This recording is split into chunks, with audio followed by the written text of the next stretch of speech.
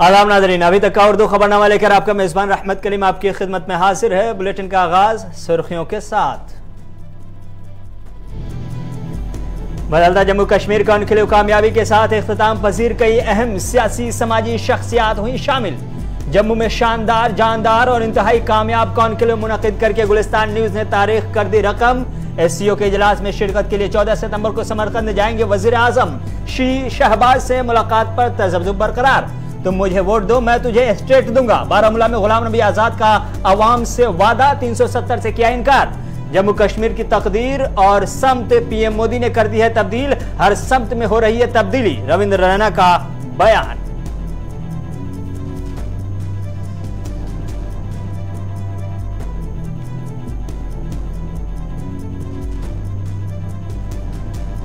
Television की दुनिया में कामयाब, शानदार, जानदार कॉन्क्लेव मुनक़िद कराने वाले गुलिस्तान चैनल का 2 रोज़ा कॉन्क्लेव आज जम्मू में अब से थोड़ी देर पहले इख्तिताम पजीर हुआ। इंतहाई कामयाब ये कॉन्क्लेव, जिसमें सिर्फ सियासी लीडरान को ही मदु नहीं किया गया था, बल्कि समाजी लीडरान को भी और खास तौर से जो तालीमी इदारों के सरबराहान हैं उन सरबराहान को भी मदु किया गया था।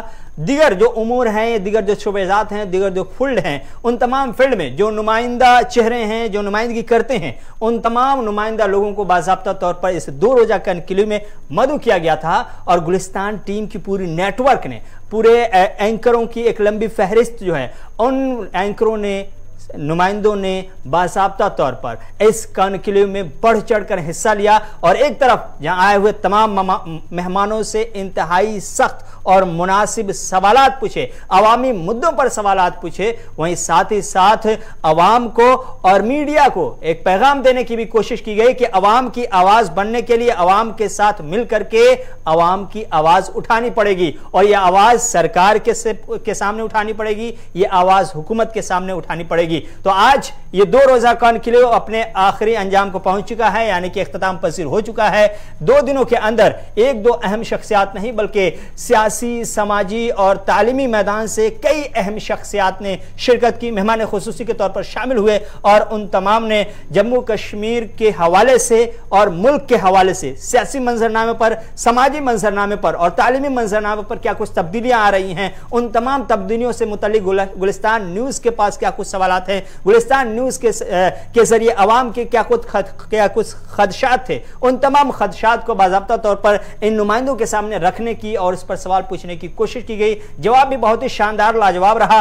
और इस शानदार और इंतहाई कामयाब कॉन्क्लेव के जरिए जम्मू कश्मीर समेत मुल्क की तमाम मीडिया बिरादरी को, मीडिया फटर्निटी को यह पैगाम देने की कोशिश की गई कि जब आप अवामी मुद्दों पर कॉन्क्लेव करेंगे तो फिर आपका कॉन्क्लेव तारीखी होगा। और जम्मू में जो गुलिस्तान चैनल का यह कॉन्क्लेव मुनक़िद हुआ, यह तारीखी था, न इससे पहले कभी ऐसा हुआ है और ना आगे ऐसा मुमकिन है। अगर मुमकिन है भी तो वो सिर्फ और सिर्फ गुलिस्तान न्यूज के बैनर तले ही मुमकिन है। और इसका ऐलान आज बाज़ाब्ता तौर पर इख्तितामी इजलास के आखिरी हिस्से में कर दिया गया है कि साल 2023 के लिए कॉन्क्लेव गुलिस्तान न्यूज फिर से मुनक़िद करेगा। उसके लिए भी तैयारी की शुरुआत हो जाएगी। लेकिन ये शानदार, जानदार और इंतहाई शाहकार कॉन्क्लेव गुलिस्तान न्यूज के बैनर तले बदलता जम्मू कश्मीर लद्दाख के नाम से जो चल रहा था, आज अपने अख्तिताम को पहुंच चुका है। और इसके लिए जो टीम बाज़ाब्ता तौर पर गुज़श्ता कई महीनों से मेहनत कर रही थी, चाहे कंपनी के मालिक हों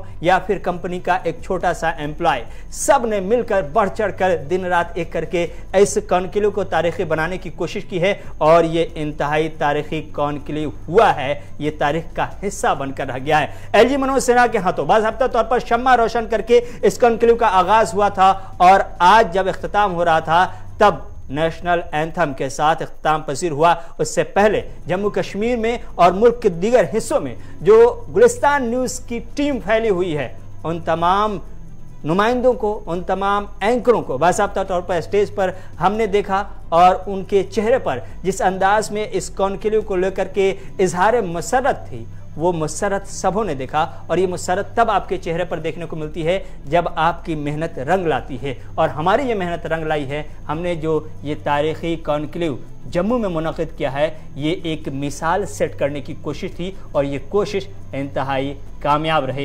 इंशाअल्लाह 2023 में इसी तरह का तारीखी कॉन्क्लेव फिर से गुलिस्तान न्यूज के बैनर तले मुनक्किद होगा। बढ़ते हैं आगे और बात करते हैं कुछ खबरों की। सबसे पहले कौमी खबरें कुछ आपके सामने रखेंगे, फिर जम्मू कश्मीर की खबरें रखेंगे, सियासी समाजी हर तरह की खबरें हमारे पास। लेकिन उन खबरों में सबसे पहले कौमी सतह पर इस वक्त जो सबसे बड़ी खबर चल रही है वो मदारिस के सर्वे के हवाले से चल रही है और इसमें all India Muslim personal law board का एक बयान आया है जो इंतहाई अहमियत के हामिल है। वहीं से शुरुआत करते हैं। दरअसल all India Muslim personal law board के जनरल सेक्रेटरी मौलाना खालिद सैफुल्लाह रहमानी ने आज कहा है कि बाज़ रियासती हुकूमतों की जानिब से दीनी मदारिस के सर्वे का जो शोशा छोड़ा गया है वो दरअसल मदारिस को बदनाम करने और बरदरान वतन के दरमियान उन्हें मशकूक को मुश्तबा बनाने की एक घिनौनी और नापाक साजिश है। उन्होंने आगे कहा कि दीनी मदारिस की एक रोशन तारीख रही है जहां किरदार साजी और अखलाकी तरबियत का 24 घंटे एहतमाम किया जाता है। उन मदारिस में पढ़ने और पढ़ाने वालों ने कभी दहशतगर्दी और फिरका वाराना मुनाफरत पर मबनी कोई काम नहीं किया। गरचे बाज औकात या बाज दफा हुकूमत ने इस तरह के इल्जामात लगाए मगर चूंकि यह झूठा इल्जाम था इसलिए इसका कोई सबूत नहीं मिला। बरसर इक़्तिदार पार्टी के कदीम और बाअसर लीडर LK आडवाणी जब मुल्क के वज़ीर दाखिला थे उस वक्त उन्होंने भी इसका एतराफ़ किया था। डॉक्टर राजेंद्र प्रसाद, जवाहरलाल नेहरू, APJ अब्दुल कलाम और मौलाना आज़ाद जैसे मुल्क के कदावर कायदीन ने मदारिस की खिदमत का एतराफ़ किया था। लेकिन उसके बावजूद आज मदारिस को जो शक की निगाह से देखा जा रहा है या मदारिस को मशकूक बनाने की कोशिश की जा रही है, ये सिर्फ और सिर्फ एक सियासी साजिश का हिस्सा है, इसके अलावा कुछ नहीं। आज राजधानी दिल्ली के तालकटोरा स्टेडियम में NCP के 8वीं कौमी कन्वेंशन का इनेकाद किया गया। इस दौरान NCP लीडर प्रफुल्ल पटेल ने शरद पवार के बारे में एक बड़ा ऐलान कर दिया और कहा कि वो वजीर आजम के उम्मीदवार नहीं थे, नहीं हैं और नहीं होंगे। उन्होंने वाज़े अल्फाज में कहा कि शरद पवार बिल्कुल भी अपोजिशन का चेहरा नहीं बनने जा रहे हैं। दरअसल दिल्ली में जारी NCP वर्किंग कमेटी की मीटिंग में शरद पवार को दोबारा पार्टी का सदर मुंतखब किया गया। प्रफुल्ल पटेल ने कहा कि मुल्क के हालात को देखते हुए NCP को बड़ा रोल अदा करना है और शरद पवार इसमें बड़ा रोल अदा करने वाले हैं।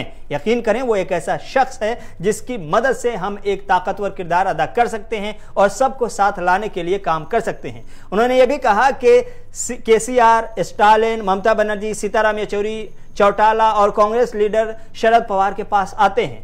उनके पीछे पवार का विजन है और वो तमाम जमातों को साथ लेकर चलना चाहते हैं। पटेल के इस नुक्ते की केरला NCP के सदर PC चाकू ने भी हिमायत की। उन्होंने कहा कि तमाम अपोजिशन जमातों को निशाना बनाते हुए ये तनकीद की कि अब सब अपना गुरूर खो चुके हैं। आपको बताते चलें कि KCR जो अपने मुंबई दौरे पर गए थे उन्होंने नेशनलिस्ट कांग्रेस पार्टी के सरबराह शरद पवार से उनकी रिहाइश पर मुलाकात की थी और दिल्ली का दौरा करने वाले नीतीश कुमार भी पवार से मिलने पहुंचे थे। तो ऐसे में अंदाजा लगाया जा रहा था कि शरद पवार चेहरा अपोजिशन की तरफ से बनने की ख्वाहिश रखते हैं, लेकिन आज तस्वीर साफ हो गई कि ऐसा कुछ भी नहीं। जिंदगी में तारीफ कम और इल्जाम बहुत है, जिंदगी में तारीफ कम और इल्जाम बहुत है। उम्र है 4 दिन की पर इम्तिहान बहुत है। वह इम्तिहान हम पास करना चाहते हैं। किसी भी हालत में ये महंगाई, ये आपस के झगड़े, ये ED, ये IT और क्या क्या है भाई, क्या बतावे, कुछ ना कुछ केसेस डाल देते हैं। लोग डर के मारे चुप बैठे हैं। सब जगह तैयार है लोग, कौन साथ में लेके आए, कौन बीड़ा उठाए। एक ही शख्स है हिंदुस्तान में जिसके तरफ लोगों की नजर है कि यहां कुछ रास्ता निकलेगा, जहां सब लोग सुनेंगे और एकता के साथ फिर से जो है ये दूसरी आजादी की लड़ाई हमको लड़नी होगी।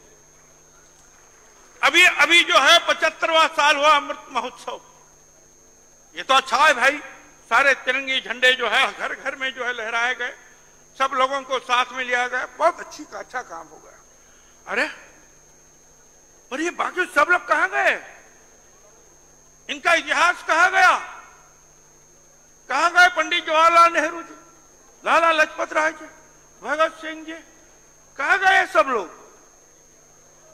देश में कुछ हुआ ही नहीं है। लड़ाई लड़ी तो कौन लड़े, इनका एक नाम तक नहीं। जिस पंडित जवाहरलाल नेहरू जी ने इतनी सारी संपत्ति को छोड़कर, उनके पिताजी ने, उन्होंने भी सारा घर बार जो है आजादी के लिए निछावर कर जाओ, ले जाओ और लड़ो। पंडित जवाहरलाल 9 साल तक बार बार जेल में गए और आजादी के बाद में भी जो है इस राष्ट्र को बनाने में मदद उन्होंने की। इंदिरा गांधी ने अपना बलिदान दिया, राजीव गांधी ने कोई कुछ नहीं किया।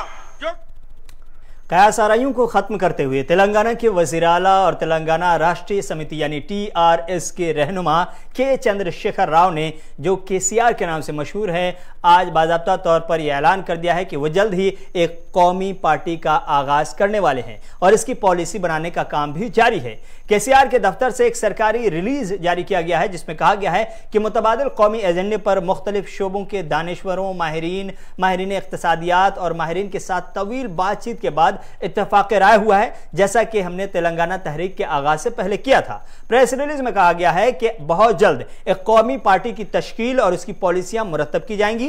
केसीआर कौमी सियासत में बड़े किरदार पर नजर जमाए हुए हैं और हम ख्याल इलाकाई जमातों की हिमायत हासिल करने की कोशिश कर रहे हैं। उन्होंने कर्नाटक के साबिक वज़ीर आला और Janata Dal secular leader HD. Kumar स्वामी से आज सहपहर को हैदराबाद में मुलाकात भी की है।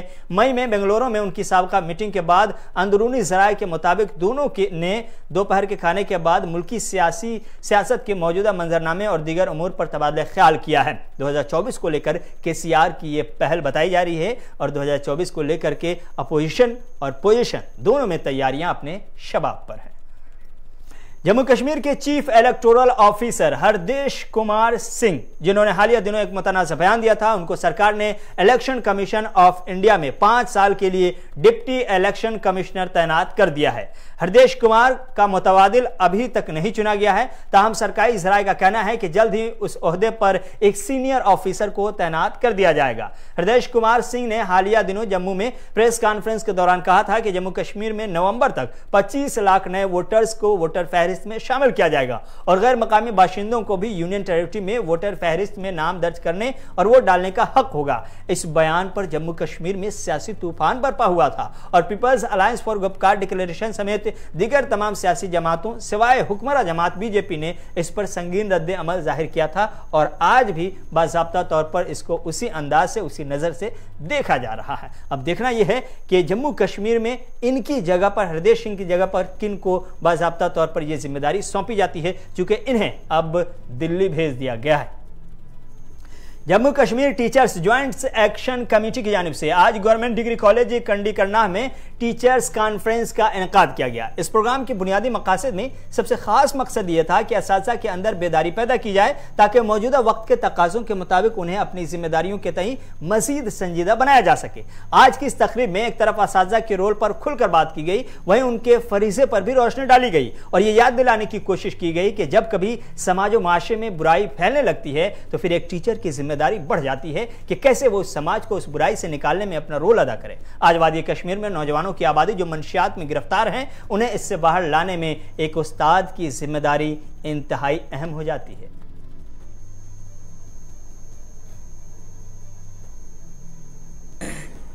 ये आलम ये बुधा नए चिश्मगोश, ये आलम ये बुधा नए चिश्मगोश, जहां जिंदगी है फकत खुर्दनोश। तेरी आग इस हाकदां से नहीं, तेरी आग इस हाकदां से नहीं, जहां तुझसे है तू जहां से नहीं। बड़े जा ये कोए गिरां तोड़कर, बड़े जा ये कोए गिरां तोड़कर, तिलिस्मे जमा व मकान तोड़कर। हर एक मुंतजर तेरी यलगार का, हर एक मुंतजर तेरी यलगार का, तेरी शौक फिक्र व करदार का। उस्ताद, जहाँ तक मेरा मानना है, उस्ताद पे जितनी रिस्पॉन्सिबिलिटी है ये एक पुलिस अफसर से ज़्यादा की रिस्पॉन्सिबिलिटी है। क्यों? इसकी एक वजह है,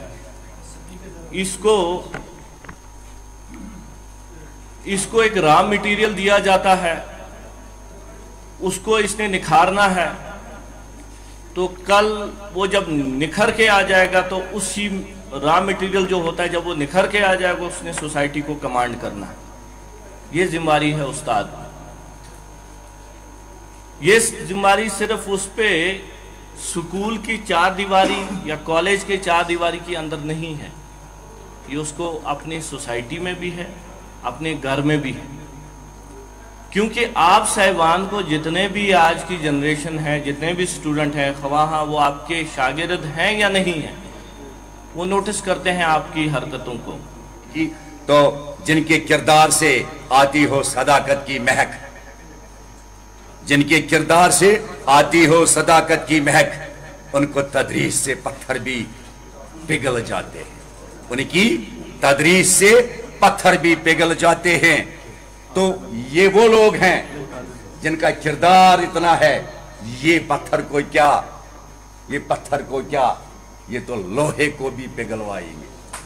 अदा करना चाहूँगा आज का जो मौजू यहाँ पे करना वैली के जो हमारे जो यूनिट्स यहाँ पे काम कर रहे हैं हमारे टीचर जॉइंट एक्शन कमेटी के, तो आज का जो मौजू उन्होंने रखा था वहाँ पे ये रखा था मौजूदा दौर में तालीम की अहमियत और टीचर का रोल। उस्ताद का रोल है, टीचर का रोल आप कहिए, एक ही बात है। तो इस पे यहाँ पे आज कॉन्फ्रेंस यहाँ पे इस वक्त भी जारी सारी है। इस हवाले से यहाँ पे मुकर्री ने यहाँ पे बात की है कि आपको पता है कि आज के दौर में उस्ताद की और भी जिम्मेदारियाँ बढ़ जाती है, क्योंकि आज जब हम अपनी सोसाइटी में हम देखते हैं कि बहुत सारी ऐसी चीज़ें ने जन्म लिया है यहाँ पे हमारी सोसाइटी में, जिनका कला कमा करना बहुत ही ज़रूरी है। इसी हवाले से हमारे जो यहाँ पे हमारे जोनल प्रेसिडेंट साहिबान हैं, जो बाकी उस्ताद साहिबान, उन्होंने मुनासिब समझा कि हम यहाँ पे कॉन्फ्रेंस का इनेकाद करें। तो इसी हवाले से आज हम स्टेट लीडरशिप यहाँ आई है, पूरी जम्मू कश्मीर से यहाँ लीडरशिप हमारे साथ में मेरे साथ यहाँ पे आई हुई है। तो इस हवाले से यहाँ पे हमने बात की है कि हमारा पैगाम यही है आज इस कॉन्फ्रेंस के थ्रू, हमारा यही पैगाम है कि हम जो उस्ताद साहिबान जो है कि हमारी जिम्मेदारियाँ और भी बढ़ गई हैं, क्योंकि जो सोसाइटी में जो बुराइयाँ पाई जा रही हैं, खासकर जो नशे की लत इस वक्त हमारे, अगर यूटी की हम बात। खबरनामा जारी है, वक्त है एक छोटे से एड ब्रेक का।